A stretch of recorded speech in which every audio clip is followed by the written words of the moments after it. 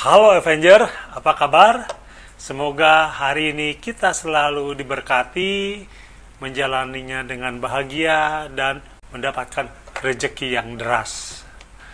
Hari ini akan bercerita tentang energi vampir atau vampir energi. Melihat kata vampir, itu sebenarnya satu makhluk yang diciptakan oleh Mr. Craze di Eropa sana, yang memang disuntikan serum pada manusia normal sehingga manusia normal tersebut membutuhkan makanan berupa darah segar. Jadi betul vampir yang di film-film itu menyedot darah dari orang-orang sebagai korbannya. Vampir bahasa Lemuriannya adalah Yajrema atau Yajrema. Ya. Tetapi kita tidak akan mengulas itu. Kita akan mengulas keseharian kita. Ternyata ada orang-orang di sekitar kita, bisa itu saudara, pacar, teman kantor, tetangga, atau orang-orang yang dikenal oleh kita mempunyai energi vampir. Nah, apakah energi vampir itu?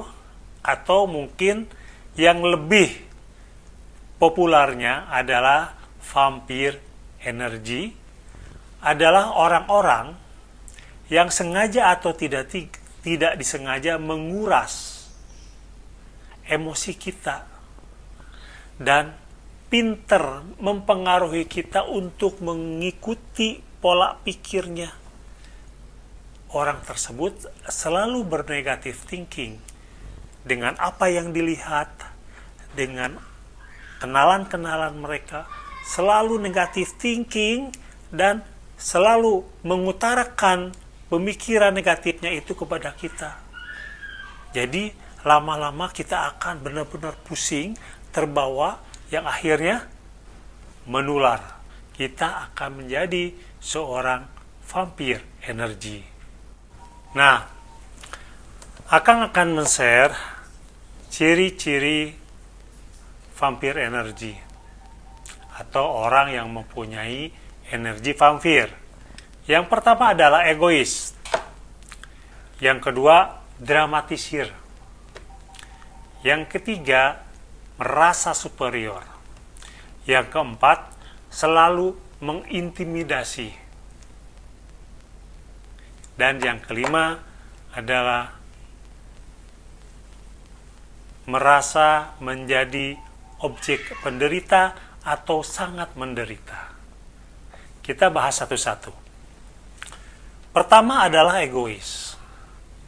Seorang vampir energi itu tidak akan bertanggung jawab terhadap masalah-masalah yang dia timbulkan. Bahkan cenderung untuk mengalihkan tanggung jawab kepada kita. Padahal dia yang berbuat dan yang seharusnya bertanggung jawab.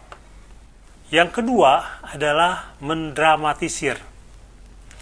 Hal-hal yang kecil dia bisa bikin menjadi besar.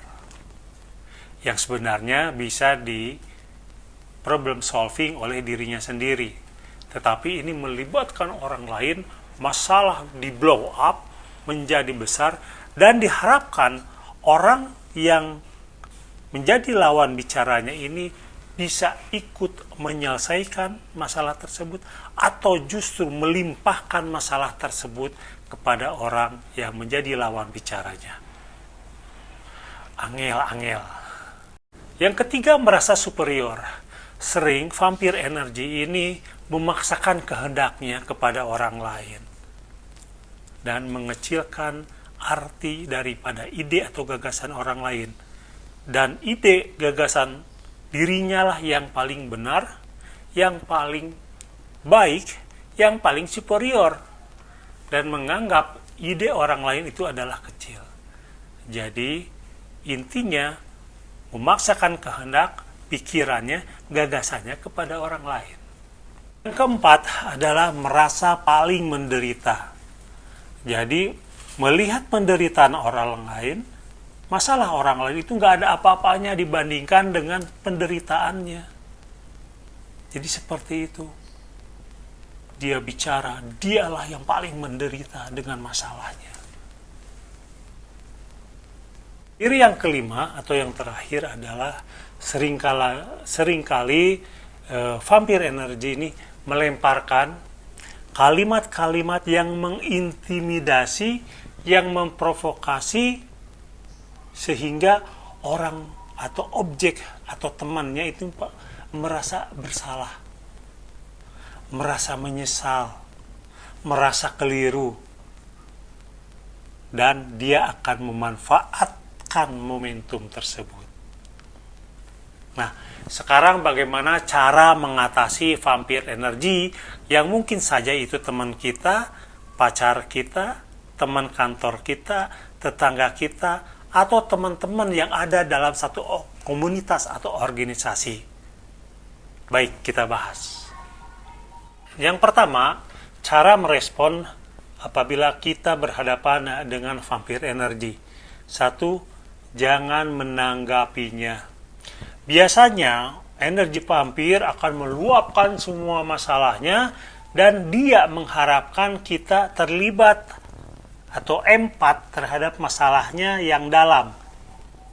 Bahaya loh empat yang dalam, masalah-masalah dia. Kenapa kita harus empati terlalu dalam? Dan dia ingin menunggu respon kita dengan pernyataan kita yang panjang. Ingin masalahnya dianalisa. Jadi cukup dengan kata ya, oke, ya, oke. Itu saja, sehingga dia berpikir, oh, orang ini berarti tidak bisa menanggapi atau tidak bisa merespon masalahnya. Nah, cara merespon yang kedua, jangan terlalu fokus padanya.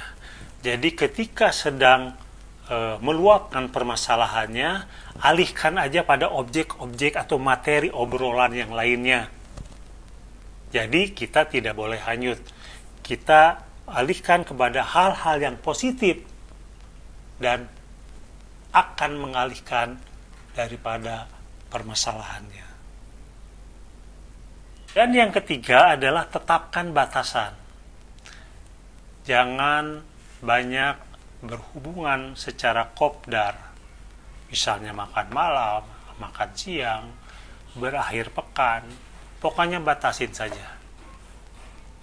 Lebih bagus tidak bertemu dengan orang-orang seperti ini. Baik, itu saja ulasan mengenai vampir energi atau orang-orang yang mempunyai energi vampir yang bisa membuat kita pusing tujuh keliling dengan semua permasalahannya. Baik, itu saja. Terima kasih atas responnya. Salam, Assalamualaikum warahmatullahi wabarakatuh.